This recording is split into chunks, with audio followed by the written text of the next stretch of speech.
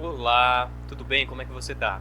Olha, eu tô há mais de um ano trabalhando como cartomante e muitas coisas aconteceram nesse tempo, nessa jornada, nesse trabalho, nessa espiritualidade mais próxima da realidade. E por quê?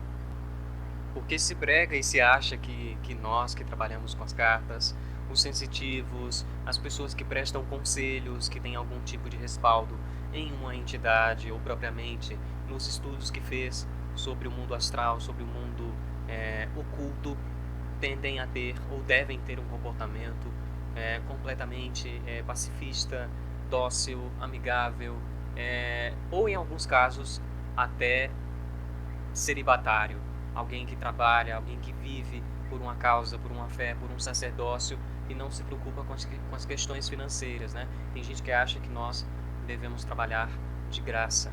Tem gente que acha que o que a gente faz é das trevas. Enfim, uma série de ignorâncias que são perpetuadas aí no imaginário coletivo das pessoas e que acabam deixando a gente num beco sem saída, numa camuflação constante das nossas personalidades, das nossas vaidades e dos nossos defeitos também, né? E vocês que me conhecem, vocês meus consulentes, pessoas que chegaram agora, que já se consultaram comigo, sabem que não há esse tipo de estética boazinha comigo, né? Eu sou fiel ao que as cartas dizem e sou mais fiel ainda à minha capacidade discursiva, a minha capacidade psíquica, o meu discernimento e o meu bom senso com relação ao que acontece é, nas minhas consultas e na conversação com as pessoas que querem se consultar comigo, né? A grande ou maior verdade de todos nós, trabalhadores, pessoas que têm contas para pagar e necessitam do seu trabalho e necessitam da sua tabela fixa, um número X de clientes, de consulentes, de contratantes de magia e por aí vai, é que a gente paga contas, a gente não vive de sonho. Você trabalhador, você dona de casa que me acompanha, você minha consulente, provavelmente sabe que se você parar 2 dias de trabalhar, fechar o seu negócio, resolver ter um lazer, ter uma vida, porque tecnicamente o que é que todos nós deveríamos nos inclinar a sentir, a viver, a perceber, mas o sistema e o mundo, infelizmente, não colaboram e a gente tem que trabalhar para conseguir ter o básico. Então você imagina, não vivemos de sonhos.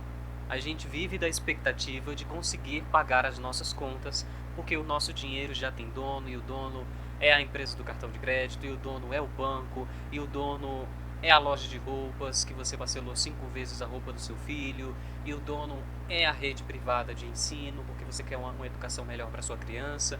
Então, algumas pessoas têm que parar com a baboseira de achar que, eu não trabalho pelo dinheiro, eu trabalho pelo meu sonho, eu trabalho com o que eu gosto. Beleza, você pode até trabalhar com o que você gosta, mas fique sem o seu salário, fique sem aquela demanda, fique sem o seu dinheiro. Eu quero saber como é que você vai pagar suas contas.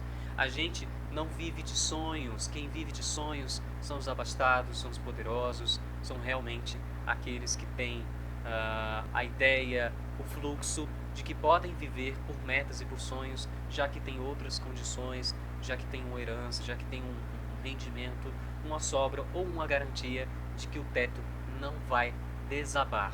Então viva segundo a sua realidade. Mas hoje eu não vim discutir isso aqui, hoje eu não vim falar sobre essas coisas, eu vim contar para vocês sobre uma experiência bem interessante que eu tive com uma pessoa que chegou querendo uma consulta e no final de contas eu concluí que não era necessário uma consulta para o caso dessa pessoa. Era uma mãe, né? Você que é mãe, você que cria sua criança, você que tem seu tempo distribuído 50% ou 60% ou 80% para o seu filho, vai entender do que eu estou falando. Essa mulher chegou já pedindo descrição, já pedindo licença, porque para ela o assunto era delicado, mas para mim também ressoou delicado, mas depois eu percebi que era tão comum, tão simplório quanto a gente poderia imaginar, principalmente se nós fôssemos acostumados com a educação sexual, com o entendimento de que os nossos filhos merecem e precisam entender sobre os seus corpos, sobre o seu pênis, a sua vagina, as suas intimidades, já na escola, né, para que eles se reconheçam, se descubram e possam identificar quando alguém vem a violar o corpo deles, a intimidade deles e assim denunciar. Algumas crianças são tão carentes, alguns jovens são tão carentes disso que o abuso só é identificado mediante muita atenção, né, da sociedade e dos sinais que essa criança vai demonstrando, seja com desenhos, seja com uma timidez atípica ou uma tristeza atípica e por aí vai, né? Ela me falou que a filha dela estava sentindo desejo, atração por ela e que a criança queria namorar ela, menina de 12 anos. Não vou mentir para vocês, a princípio eu achei que essa mulher, era ela que tinha esse desejo, essa atração pela filha, era ela que tinha eu levei para essa tangente de culpabilizar essa mãe, mas depois eu percebi que a carência que a sociedade emprega, o segredo que a sociedade emprega, o tabu que a sociedade direciona para as questões íntimas, sexuais, do desejo da criança, da pessoa adulta até mesmo, é enorme, né? É enorme. E daí eu falei para ela, olha, texto que, gente, eu me surpreendi com o meu texto, tá? Foi um textão que eu mandei para ela. Falei, olha, sua filha está na fase da puberdade, os primeiros referenciais de afeto, de desejo, de signos que vão levar essa criança a se constituir como indivíduo, vem do pai, vem da mãe, conscientemente ou inconscientemente. Então, se você tem costume de tomar banho com a sua filha, você vai separando, não a veja com nojo, não a veja com certa né, asepsia, com uma certa, meu Deus, essa criança está doente. Isso é normal, essa questão ela é mais normal do que as pessoas podem imaginar, e isso não é resolvido com um cartomante, com alguém que joga oráculos. Isso é resolvido com um psicólogo, com um pediatra, com alguém que tem uma formação, que vai trazer uma equivalência para o seu caso, para o seu problema, para a sua questão, nessa fase em que a criança começa a entender e acessar organismos, sentimentos, afetos e predefinições de quem ela será quando adulta, tá certo? Então foi isso que eu falei para ela, ela concordou com tudo que eu falei, parece que eu senti que tirou um peso das costas dela, eu vi que ela não sabia lidar com o assunto. Gente, olha que coisa, né? Eu tive um estranhamento com a situação, ela teve o estranhamento dela também, né? Mas era o mais básico de tudo. A puberdade é um processo, funciona de uma forma para cada pessoa, para cada gênero, para cada né, serzinho ali, jovem, criança que está se estabelecendo no mundo, que está descobrindo seus desejos, suas paixões e por aí vai.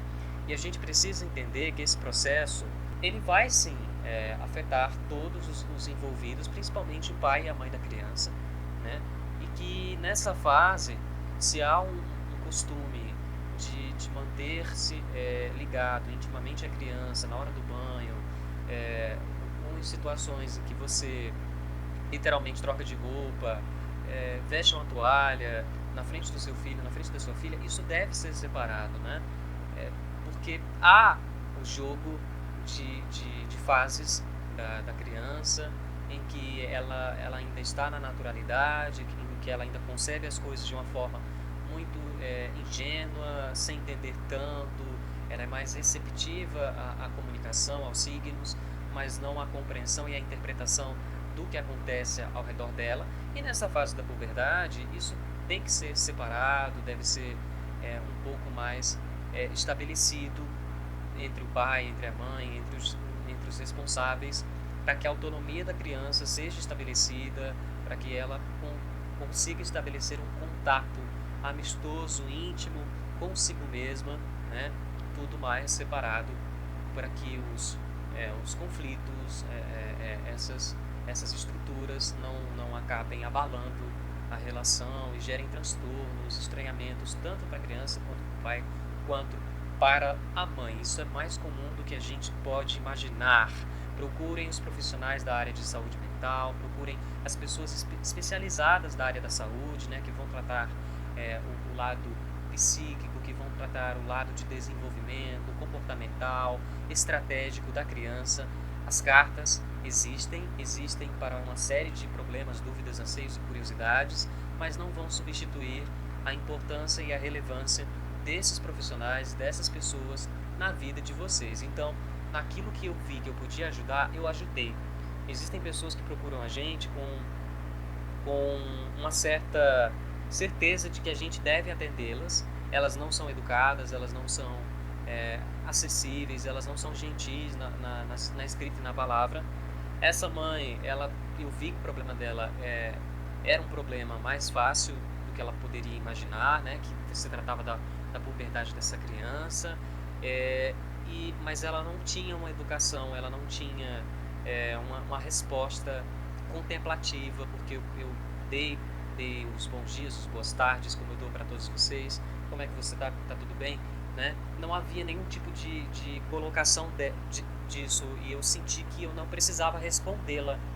Mas o caso era um caso que fez com que eu lembrasse da minha escola, do ensino fundamental, onde a escola resolveu dar palestras sobre educação sexual após descobrir que os alunos, né, das regiões próximas, as alunas, aliás, estavam engravidando de forma precoce, numa idade em que a gravidez era sim de risco, porque eram adolescentes que não sabiam nem cuidar de si mesmas, que dirá de uma criança.